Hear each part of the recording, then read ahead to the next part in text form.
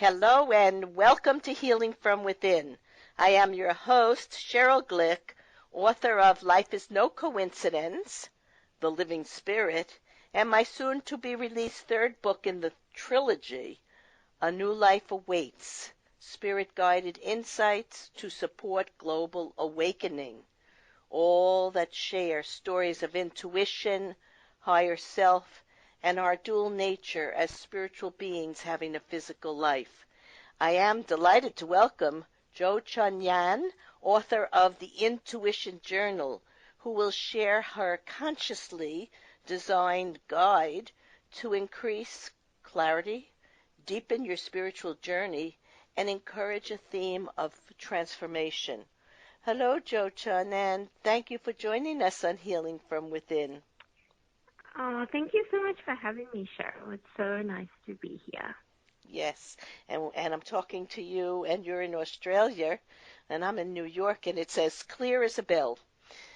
Jo, Yes.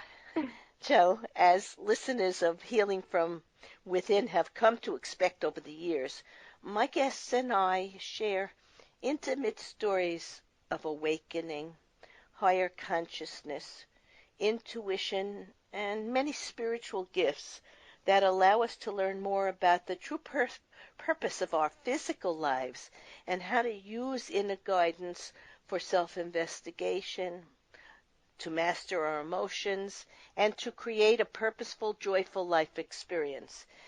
In today's episode, Jo Chun Yan will share ways to recognize intuitive messages, knowing when it's fear or instinct that is speaking to you, and share key questions you might begin to use to help with life-changing decisions so you can make better choices, and also maybe 6 telltale ego signs, as well as show us how to expand our comfort zone to allow more space for inner growth.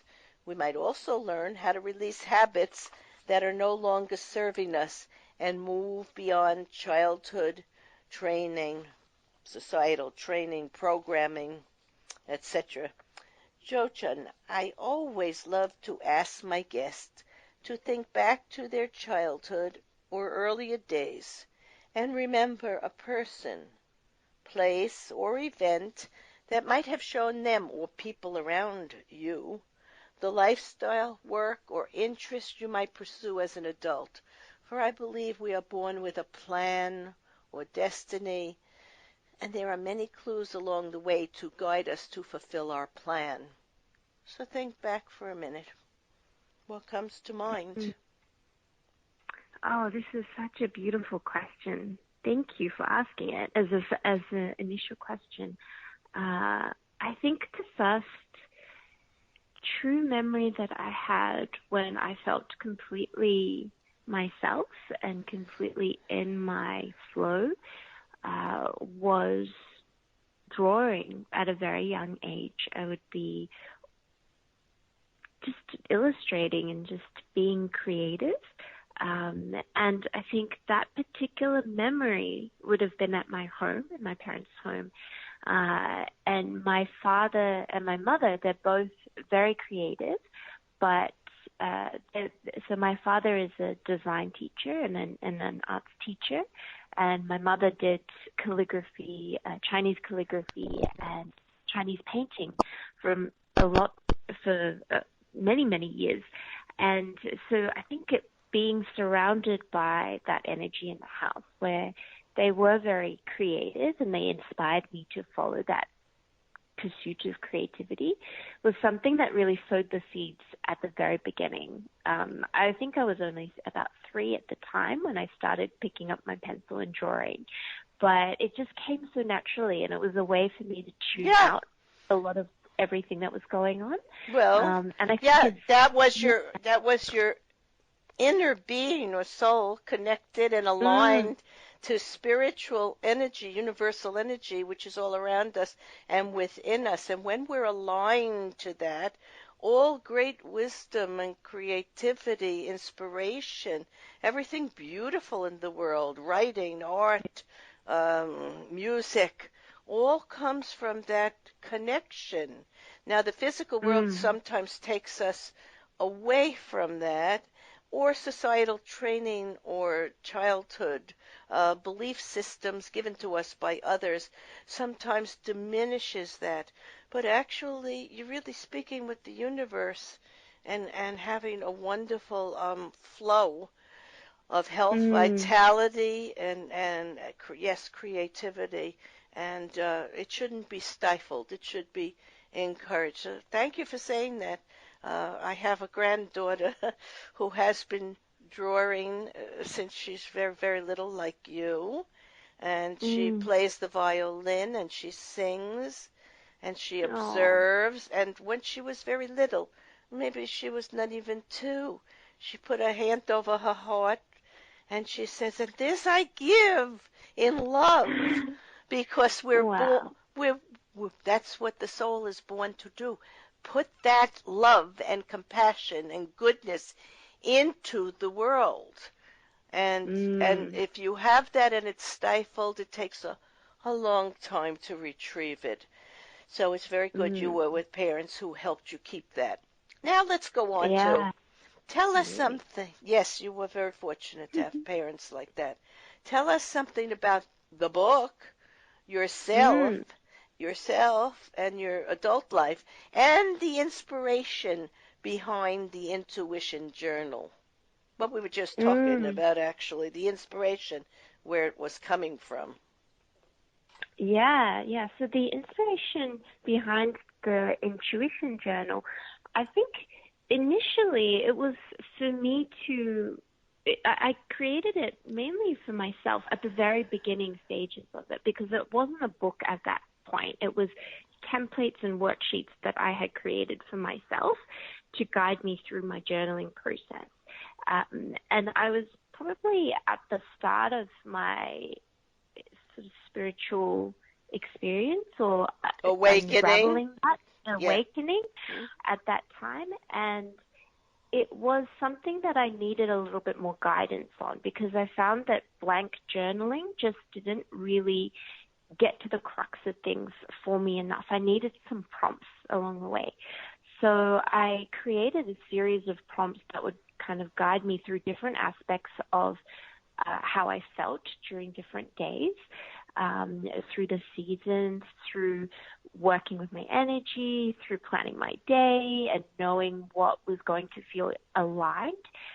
So that was the very first initial part of the creation of the intuition journal. Yeah, And as we, go on, go on. yeah, and as we get through it, when it develops into a book, I realized that it was actually the seed that I sowed at the beginning kind of grew into this beautiful tree because it was more of an offering to people at the end of that journey. And I didn't realize that that was where it was going to go, but it's really for people to be connected to themselves because it makes such a big difference in the world when we feel connected to ourselves and present and connected with other people that are around us. Because if we're always acting in a place that is in alignment with our higher self, and this transpires through our actions and our words and our integrity, then I actually believe that that has huge effects on the people in our community and the people on the planet. And there's lots of positive shifts that can come from that. So I think at the end, I came to know that it was actually about other people. It was no longer something that I created for myself. It was something that I created that helps other people. So it was a lovely process, and I love that creative process that helps us create work in that Well, magnitude. what you're also saying is it was a self-investigation into Mm. who you really are as a soul being, an energetic presence of eternal light force, and a physical person in this world. Because when people know who they are, they know this duality, and they're able to bring it into oneness and balance, then they have the opportunity to have the best physical life and to use this creativity and this love for their own soul being and learning acceptance for all things that happen in the physical world. So the process of awakening, you experienced it in your way that you just described. I experienced it in a similar way. Along the way, I was told by people I would meet, coincidences and synchronicity, that and people who would say things to me that came to pass in time. And I was told to journal my experiences because as I looked back over them, I would see what immense personal growth I had achieved and how much I had been able to give out into the world. And that's what you're saying also. As we grow and know who we are and accept and surrender to this force of light and intelligence that is universal, call it spirit, God, or the divine or universal laws of energy, whatever name you call it by, it's the same. It is the awakening of who we truly are, and we are truly more than our physical life or body. And intuition is the key to discovering just what a powerful force we can be for good for ourselves and to shed that into the world. So let's go on to what is different about this book. And you just described why journaling is so vital, because it is a way of continuously connecting to this creative force so you can continue to learn and grow. So tell us about the phases. You give 4 phases that help a Yeah. person open up to intuition. Yes. So there's 4 different phases throughout the book. So it covers a year of growth. So I wanted to create something that helps people anchor into the different energies of each phase of growth, because when you're at the very beginning of unraveling something, you're kind of it feels new. There's this feeling of a new beginning. And that's when the first phase, where it's all about grounding, is really important. It's about nurturing the seed. And it's about starting from the beginning and taking stock of where you are and knowing what those parameters are. So it sort of sets the tone for the very first 13 weeks of the journey. And then we move into a phase where it is about more nurturing the seedling. So you're coming up as a seedling into the world, and you're still new to the world, but there's a curiosity, and there is this love for discovery and joy. And this is where we do a lot of the work around going back to your inner child and experimenting and playing with the idea of joy, and how to cultivate pleasure in your life and comfort, all those things that really feel like home. And it's almost bringing that sense of wholeness back into your awareness. And then the third phase is more about going through the challenges, because I think once you feel like you're nurtured in a way, you're going to come up against challenges in life. It's going to be difficult, and it's about moving through your shadow and integrating that. Not necessarily, by no means does that mean that we overcome our shadow in any way. It's not. That's not the point of it. It's about integrating it and understanding the different aspects of ourselves. And then the fourth and final phase of growth is about flourishing. And I love this because it's about putting everything together that you've learned in the year, or however long you want to take through to move through the journal, bringing everything back into a state of flourish and flow. So this is where energetic magnetism is really cultivated throughout the journaling practice. And it allows you to really take a step back and see, as you said before, reflect on how you've grown and how to continue growing further. So the beauty of this is that in every cycle of growth, so moving through the four phases, you're going to come back at the end and you're going to start at the first phase again, but you're going to be completely new. In a sense, it's almost like you wipe the slate clean and you start again. So this is why it's really beautiful for anyone at any stage of their spiritual exploration or unraveling to come in and move through those 4 stages, because you can always go through them at any stage of your life. There is no starting point and there's no end point. It just is a journey that continues to move through those cycles. Yes, now let me make it very clear to our listeners. We are all born with intuition, and we all have the ability to refine this wonderful, very useful, practical skill, just like any other innate talent. And we can do this throughout our lives. Now, as an intuitive energy practitioner and medium, I always assumed I was just sensing, feeling, and knowing things, but just chalked it up to intelligence and a good education. And it really wasn't until 26 years ago that I had a dream, and my grandfather presented himself in energy form, and in my thoughts he told me I had to write something for my father. I didn't know what it meant. I was a very business-minded, materially oriented, I didn't even consider myself spiritual or religious at the time. And the very next day I received a phone call from my mom telling me my father had passed. So I wrote his eulogy, but the feeling of that energy created a series of coincidences and synchronicity that led me to explore the nature of physical and spiritual life.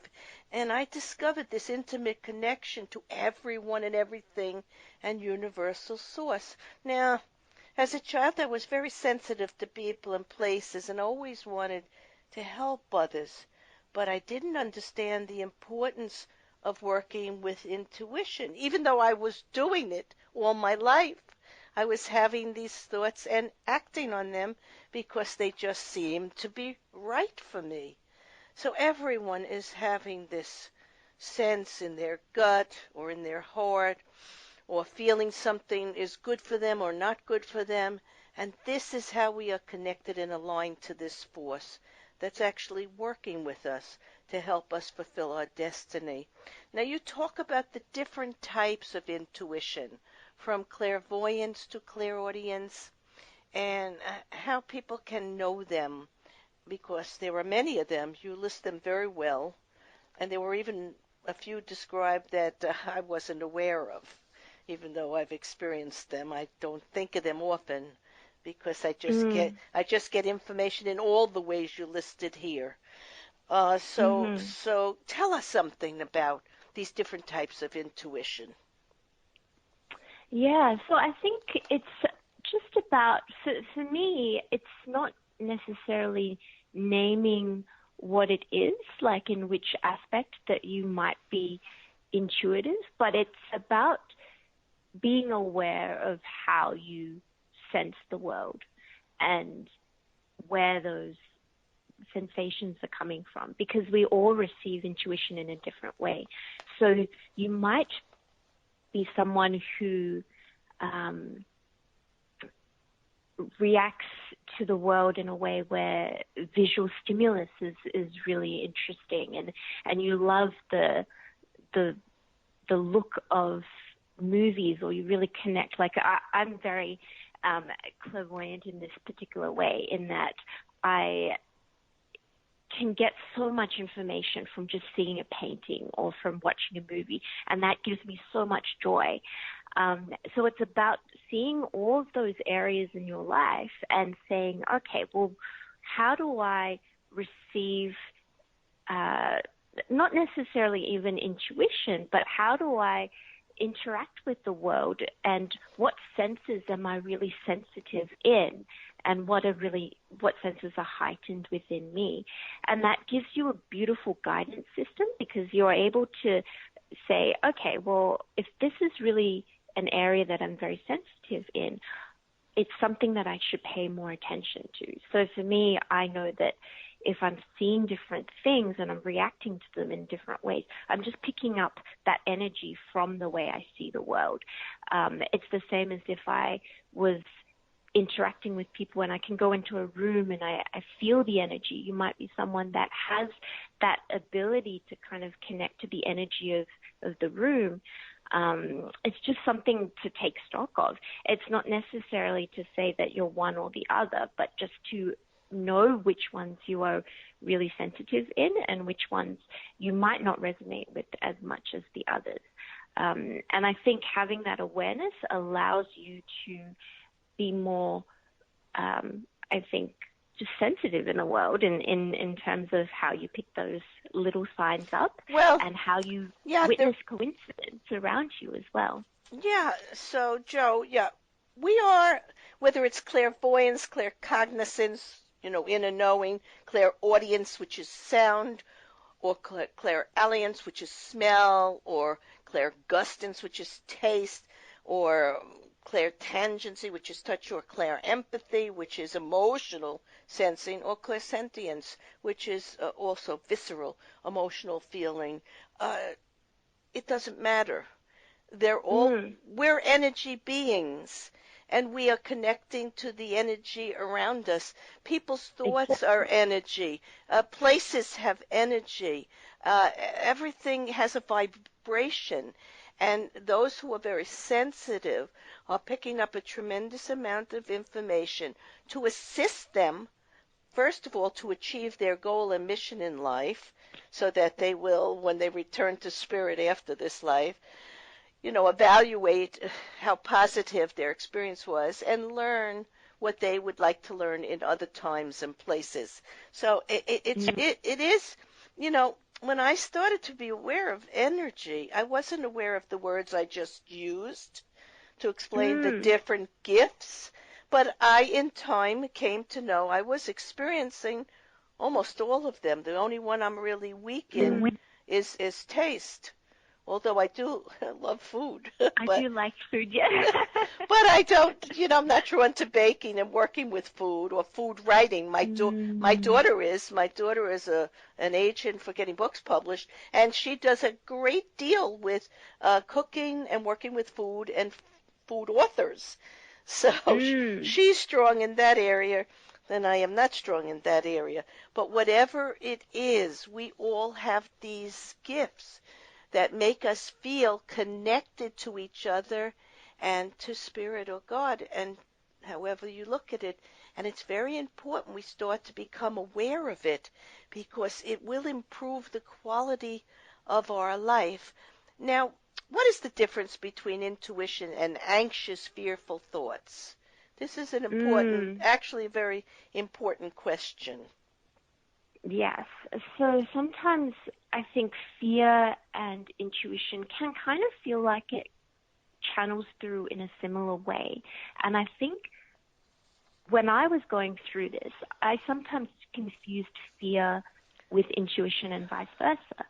And it's because it comes through in a way that it changes our body. So there's like a physical emotion, a physical sensation. There's an emotional sensation, and it may also feel energetic as well. But I think the main difference for me is that you always know that your fear is going to try and keep you in your comfort zone. So it's the point of fear coming through is that it wants to keep you safe. And it's looking after your survival instincts, so it's looking after your basic needs and ensuring those are going to be met. So it's never going to nudge you outside your comfort zone. It's going to ask you to move into things that are going to feel easy and comforting and maybe very safe. And while that's good, okay. It's a good thing. Yeah, it's a good thing to have, because sometimes you might be exhausted. Your energy is just not there. And that's when you'll get the feeling of not necessarily fear in the extreme form of fear, but you'll get that feeling of, I need to be comfortable right now. I need to get rest. So that's when you listen to that aspect, because your body needs to replenish and be renewed, and you need to look after those basic needs of rest and finding shelter and finding connection within your home. That's really important. But then those basic needs are met and you get that intuitive nudge, then it will guide you towards something that is going to expand your comfort zone. And that's going to feel a little bit scary. It's going to be a bit uncomfortable. But that's the distinction that I use. That's excellent, because intuition takes you to your higher level of growth, and anxious, fearful thoughts might give you a brief moment of reprieve so that you can rejuvenate and reevaluate, and when you make your choices, go forward to what is really best for you. That is an excellent way to think about this. So sometimes you want to choose intuition all the way, but sometimes if your basic needs aren't met, it'll put your body into almost like a fight and flight response. Mm-hmm. So that's not good either. So it's about choosing what feels right for you at that moment. And I think that in a way is very intuitive, and it's about connecting within to see where you are at. Yeah, it's about harmony and balance and learning to use your inner wisdom. So that's a very wonderful thing.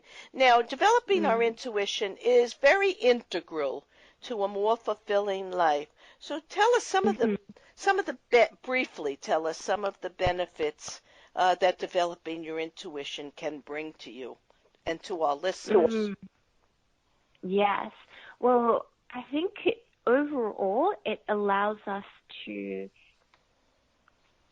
always move in the direction towards our higher self.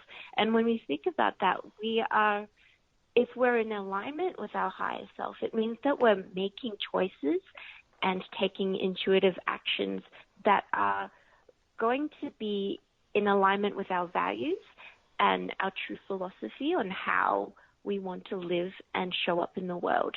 So it's about showing up with a deep sense of integrity, so that who we say we are and who we want to be is the same. And if we're able to act in that way, we're able to create a really strong, I think it's a really positive energy for ourselves to attract greater growth and almost attract a lot of the things that we want to create in our lives, whether that means that we're living from an abundance mindset or whether that means we're consciously moving through old belief systems and habits that we want to release. It's a continuous process to go through all of that. And I think living intuitively allows us to move about in a way where we're not scared of things that are going to feel uncomfortable. We're going to be open to growth and development in that way. Thank you, Joe. What you just said, first of all, living in integrity is the goal. Living in honesty with your soul is also the goal. And how you just expressed it is the benefit of intuition. So I want to thank you, Joe Chun Yan, author of the Intuition Journal, for offering both a beautifully intuitive and practical approach to begin to become aware of your spiritual gift of intuition, which we all have, and when discovered, enhanced, and used regularly can improve all aspects of our physical and spiritual development. To purchase this book and navigate the world of intuition, go to joechunyan.com or amazon.com. In summarizing today's episode of Healing from Within, we have explored the world of intuition or inner guidance, dealing with the connection to universal energy and the awareness that we are all, indeed more than our body, and can gather so much information about ourselves and others through this sense of guidance or wisdom and the feelings that we have in our physical, energetic body. When we act from a place that feels deeply aligned with our core values, we move through life with greater ease, purpose, and contentment, and actually develop our interests and talents while we serve others and make a positive impact on the world and those around us. Joe Chunyan and I would have you begin to pay attention to your dreams and thoughts and what seems to be a reappearing in your daily experiences either by coincidence or synchronicity, as it is neither simply the universal guidance to help you navigate and succeed in your fondest dreams, but it is the feeling of life itself, the joy and purposefulness of life itself. Indeed, there is a divine plan for each of us, and the world and intuition is the key to discovering who you truly are. I am Cheryl Glick, host of Healing from Within, and I invite you to visit my website, cherylglick.com, to read about and listen to authors in the metaphysical, scientific, spiritual, religious, education, and the arts and music as they share insights into our multidimensional status and offer ways to create our best lives. Shows may also be heard on webtalkradio.net and dreamvision7radio.com. Thank you for listening.